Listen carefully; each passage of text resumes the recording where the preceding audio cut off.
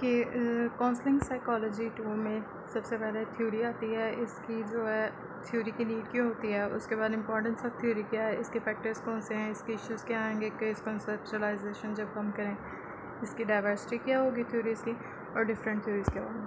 सबसे पहले काउंसलिंग जो है वो एक नॉन जजमेंट कन्फ्रंटल और एक अंडरस्टैंडिंग क्रिएट करता है एक काउंसलर और एक क्लाइंट के दरमियान, जहाँ पे आप क्लाइंट का जो है ना सारा भी जो भी मटेरियल होगा उसकी थॉट्स फीलिंग्स वगैरह को व्यू करते हैं, उसको लिसन करते हैं, उसको रिस्पॉन्स देते हैं और उसके बाद उसकी जो चेंजिंग करनी होती है प्रॉब्लम सॉल्व करने के लिए जो भी हमारे पास क्लाइंट लेके आया वो चेंज करते हैं।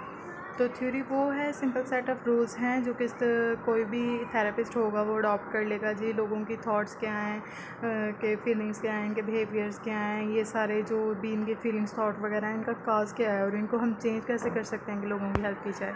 एक काउंसलिंग थ्योरी में ये होगा कि एक इंटरेक्टिव मॉडल है जो कि एक किसी भी मतलब कि बिहेवियर के बारे में, थॉट के बारे में, इमोशन के बारे में आपको थोड़ा बहुत आइडिया दे देता है कि इनको कौन सी चीज़ है जो अफेक्ट कर रही है। दूसरा ये है कि ये एक ऐसी फोकस ऑफ स्टडी है जहाँ पे आप लोगों की थॉट फीलिंग बिहेवियर, उनके रिलेशनशिप, उनका रिलेशनशिप किस तरह का है, उसके बाद उनकी सोशल एग्रीमेंट कैसी हैं, वो एक क्लिनिशियन ना एक मॉडल के तौर पे इसको स्टडी करता है और इसी तरह वो क्लिनिशियन इंटरवेंशन की टेक्निक्स बनाता है। और बाद में हम ये भी कह सकते हैं कि काउंसलिंग थ्योरी जो है ना असल में अंडरस्टैंडिंग और इंटरवेंशन क्रिएट करने के लिए एक थ्योरी होती है, ताकि जितने भी लोग हैं उनकी क्लाइंट्स के बिहेवियर को, फीलिंग्स को और थॉट्स और उनकी इंटरेक्शन को चेंज किया जा सके। दूसरा, हमें थ्योरी की नीड क्या होती है। हमें थ्योरी इसीलिए चाहिए ताकि साइकोथेरेपी में एक फ्रेमवर्क क्रिएट कर सकें जिससे हम काउंसलर जो है वो एक क्लाइंट का बिहेवियर, उसकी थॉट, उसकी फीलिंग को इंटरप्रेट करेगा और उसकी हेल्प करेगा कि किस तरह जो है आपने डायग्नोस बनाना है, किस तरह आपने ट्रीटमेंट क्रिएट करना है, किस तरह आप जो है थ्योरेटिकल अप्रोच लेंगे किसी भी थेरेप्यूटिक प्रोसेस को समझने के लिए। दूसरा, ये एक ऐसा प्रोसेस है जहाँ पर आपको एक ट्रेन प्रोफेशनल होता है, वो अपनी जो जितनी भी नॉलेज है ना उसको इस्तेमाल करता है ताकि एक क्लाइंट की प्रॉब्लम सॉल्व करने के लिए बिहेवियर में चेंज लेके आया जा सके, उसके वे ऑफ थिंकिंग में चेंज लेके आया जा सके।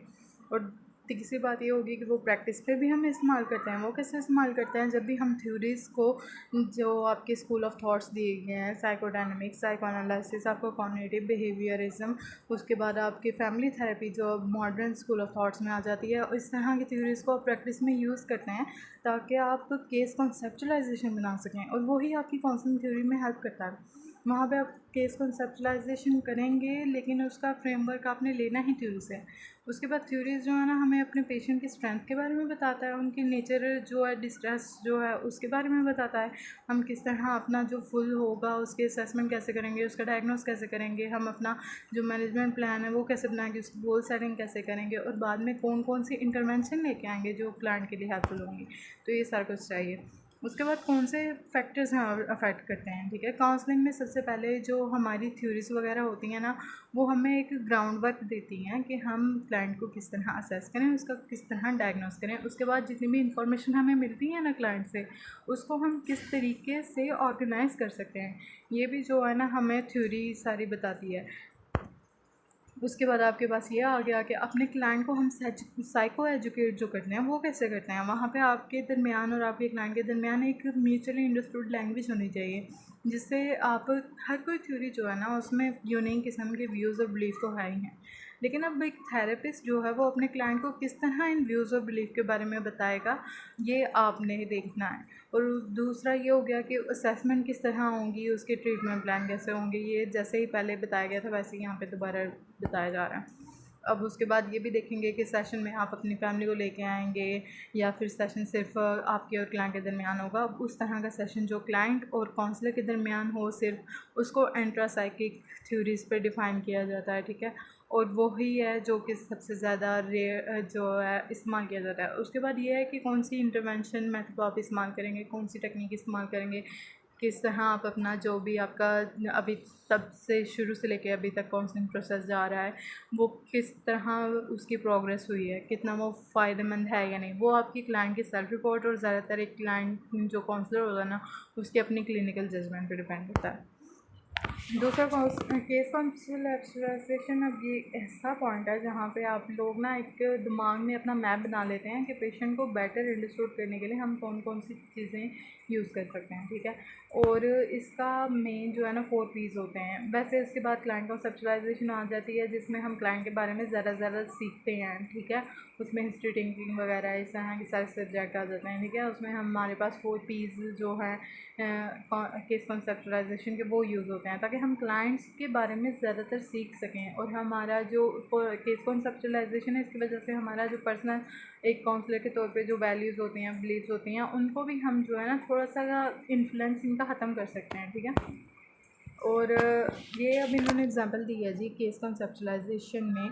अगर एक इंटर्न गया है तो उसने जाके, उसके पास एक क्लाइंट आया है, वो क्लाइंट उसे कह रहा है कि मैं मदर हूँ, मेरा जो सन है उसे कैंसर हो चुका है, तो मैं ये गिल्टी फील कर रही हूँ कि मैंने अपने सन का अगर पहले ख्याल रखा होता, पहले उसकी ज़्यादा देखभाल की होती, तो अभी आके जो है ना शायद उसको ये बीमारी ना होती। लेकिन इंटर्न को ये लगा कि ना, अभी उसने इंटर्न ने सीखी थी एक थ्योरी। अब उस थ्योरी में जो है आप क्या करते हैं, डिस्प्यूटेशन करते हैं जितना भी गिल्ट होता है। तो उसने फर्स्ट सेशन में भी उससे गिल्ट ख़त्म करने की कोशिश की, तो ऐसा ज़ाहिर सी बात है अब आपके पास दोबारा क्लाइंट नहीं आएगा। जब सुपरवाइज़र ने पूछा कि ये क्यों हुआ, आप क्यों गए, आपने क्यों इस तरह की थ्योरी को क्यों इस्तेमाल किया, तो इंटर्न ने कहा कि मुझे ये ऐसा लगा कि मुझे ये करना चाहिए था, ठीक है। लेकिन ये होता है कि आपने जब केस कॉन्सेप्चुलाइजेशन बनाई नहीं कि कौन कौन सी चीज़ें हैं जो कि आपके क्लाइंट को अफेक्ट कर सकती हैं नेगेटिवली, लेकिन आप कोई भी थ्योरी इस्तेमाल कर लें वो फ़ायदेमंद नहीं होगी। इसलिए आपको केस कॉन्सेप्चुलाइजेशन बनाना ज़रूरी है। आपको यहाँ पे जो है ना ज़्यादातर एक सिंगल थ्योरेटिकल पर्सपेक्टिव को लेके काउंसलिंग में अगर आप चलेंगे ना, तो वो आपके लिए जो नए तरीके होते हैं सीखने के, अपने क्लाइंट के बारे में इंफॉर्मेशन हासिल करने के, उनको रोक देता है। इसलिए आपको केस कॉन्सेप्चुलाइजेशन बनानी चाहिए। उसमें आप डिफरेंट तरीक़ों से सीख सकते हैं, डिफरेंट थ्योरीज़ को इस्तेमाल कर सकते हैं।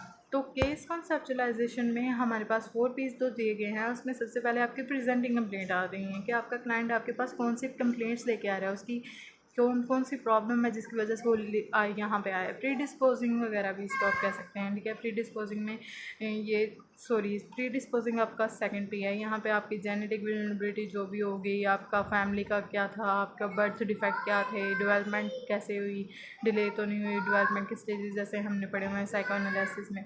उसके बाद आपकी एज, आपका रेस, आपका जेंडर, ये सारी चीज़ें आ जाती हैं। उसके बाद आपका सोशियो इकोनॉमिक फैक्टर है, और सोशियो इकोनॉमिक फैक्टर में जो है ना आपकी पॉवर्टी के बारे में आ जाता है, आपकी सोशियो इकोनॉमिक स्टेटस के बारे में आ जाता है, आप कौन से एरिया में रह रहे हैं, आपका चाइल्डहुड एक्सपीरियंस कैसे थे, आपके एजुकेशन लेवल क्या है, ये सारी चीज़ें आ जाती हैं। और साइकोलॉजिकल में आपके पर्सनैलिटी टेस्ट हम एम्प्लॉयज़ करेंगे, उनको जानने के लिए हम पर्सनैलिटी टेस्ट यूज़ करेंगे।